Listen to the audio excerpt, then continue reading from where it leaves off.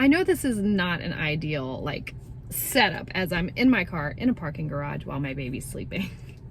But in today's video, I wanted to have a quick chat with you about addressing the things that you're running from.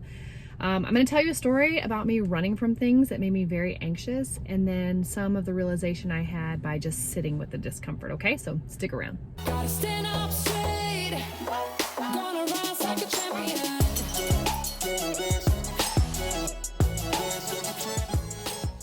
Hey everybody, welcome to Blushing Phoenix. My name is April. I'm the founder of Blushing Phoenix, and on this channel we help you move through that redness and into living your best life. A lot of times by reframing our beliefs about what it means to turn red. So in today's video, I want to talk to you about running from the things that we're really afraid of and things that make us uncomfortable. So I'm going to tell you a story first. Back in 2011, I was dealing with debilitating anxiety and depression. I wrote a book about it called Pressing Forward, and how I eliminated that anxiety and depression by really getting to the root of what I thought and believed at the time was my most authentic self. So one day, this story's in the book as well, but my husband and I were house sitting for my in-laws, and we were watching their dog, house sitting for them, and we forgot our pillows. So we were gonna stay the weekend, we forgot our pillows. And we lived right down the street, so I was like, you know what, I'll go grab the pillows. During that season, I absolutely hated to be alone. Being alone was like the most anxiety-ridden thing I could do. I was like, you know what, it doesn't make sense for the whole family to pack up and go get the pillows. So I drove over to our apartment to get the pillows. When I got inside to get those pillows, how many times can I say that? This like urgency was on me, this heaviness, this fear, this anxiety, and I was grabbing pillows from different bedrooms and just kind of running through that apartment. And at one point, I remember I stopped in my daughter's room, and I had all these pillows in my arms and this sense of go, go, go. And as I held the pillows, I thought, where am I going? What am I running from? I'm running as if something out here is the thing that's making me run. It's not out there, it's in here.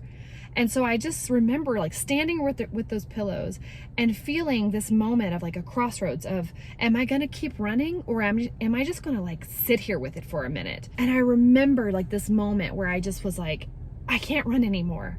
And I, in debilitating fear, just fell down onto my knees and just laid my whole body out.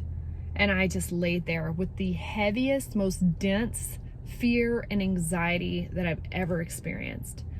And I laid there. I just laid there face down and just let that discomfort wash over me, let those feelings move over me. And I just remember it beginning to lift after a while. At one point I was like, I'm literally gonna die here. And then it just started to lift.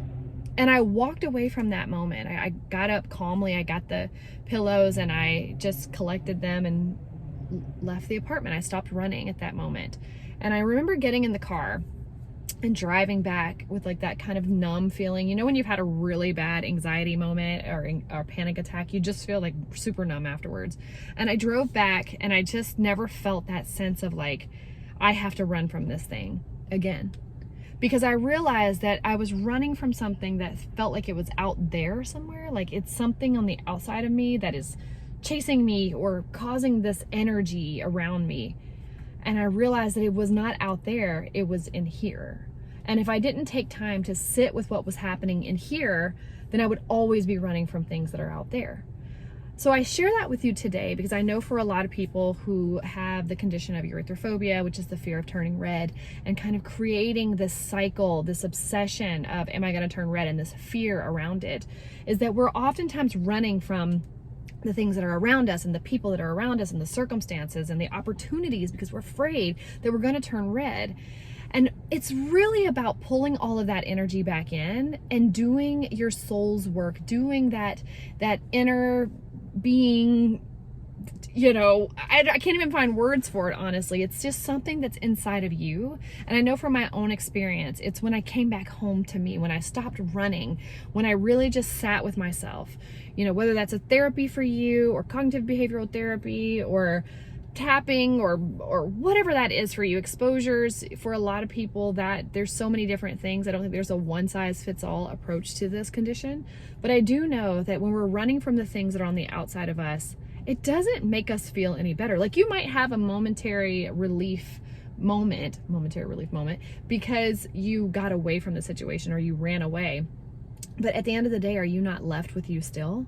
And how do you show up to the next situation? Do you continue to run? That's a choice that you get to make. You can continue to run. And if that is what you feel you need to do, you have to make the best decisions for yourself. But I am telling you, as somebody who overcame erythrophobia, that fear of turning red, and I still flush, that it doesn't own my life anymore, because I'm no longer running from the things that are on the outside of me, or the judgment that's on the outside of me, or the beliefs that I've given to what it means to turn red. And spending that time, the past 4 or 5 years to be exact, it's been something that has taken a while.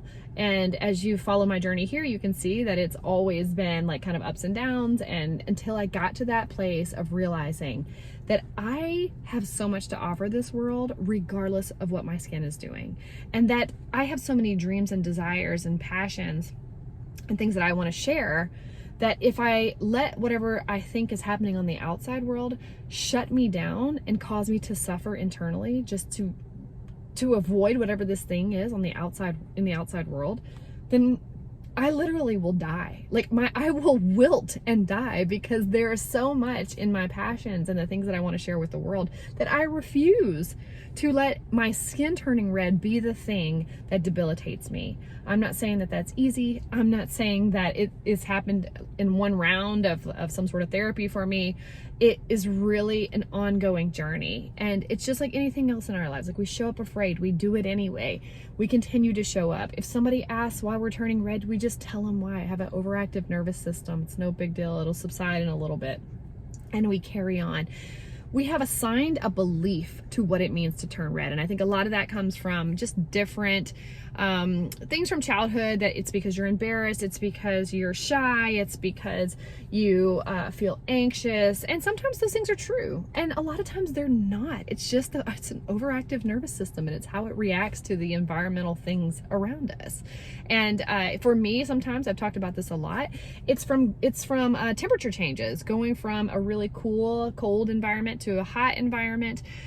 There can be some flushing that happens with that, and that's not necessarily because I'm really seeing a threat in the environment. It's that my body is feeling a threat, and it's having the same reaction. My body's driving blind. It has no idea, but I get to tell it what's happening around us. I'm the eyes around it to let it know we're good here, and let's keep going. And the more we keep going and we stop running, the more we're sending a new message to our nervous system, so that if there is a time when it's going to stop that flushing, it's because we're driving it appropriately and we're telling it where we are. Hey, we're in a safe environment here. It's good. Because when we continue on, that fight or flight reaction is confused, that, wait, we're in a fight or flight moment, I should be running away. You normally run away in this moment, but you're carrying on. And the more we practice that, the more we kind of fire those new neurons together to make new neural pathways for us that's telling a new story to our nervous system. So I got a little wiggly baby back here that I can tell is starting to wake up. We're gonna go hang out in our little downtown here and spend the day together. But I just wanted to share that story with you, because if this resonates with you, I really want you to take some time, journal if you need to. Actually, I highly suggest that you journal. What am I running from? And answer your question. And then decide, are you gonna keep running from the things that are out there? Or are you gonna do that deep dive internally? And what are the next steps for that? Is that you spending time exploring that a little more? Is that you getting with somebody else who can help you? All right, my friends, I hope I've given you something to ponder, and I hope you feel encouraged by this message. I'm gonna get my baby. Have a great one. Rise up, rise up, rise up. When you've had enough, when the crowd gets rough.